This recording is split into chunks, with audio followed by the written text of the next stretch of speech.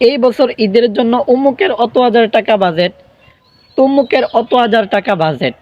এই বছর ঈদের শপিং ঢাকা বসুন্ধরা সিটির মধ্যে করমু, অথচ তোমার বাড়ির পাশে গরিব অসহায় ফ্যামিলি আছে, তাদের ছেলে সন্তানগুলা তাদের মায়ের কাছে বলে, মা এই বছর আমাকে কি কিনে দিবা ঈদের জামা, আমার জন্য কি এই বছর কোনো ঈদের জামা কিনা দিবা না?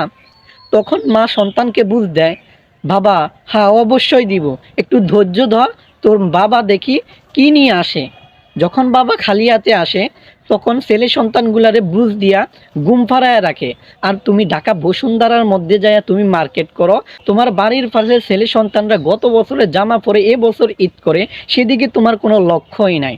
আমি মনে করি তুমি একজন আল্লাহ ভীতু মানুষ কখনোই হতে পারো নাই, একজন ভদ্রঘরের ফ্যামিলির কখনোই সন্তান হতে পারো নাই।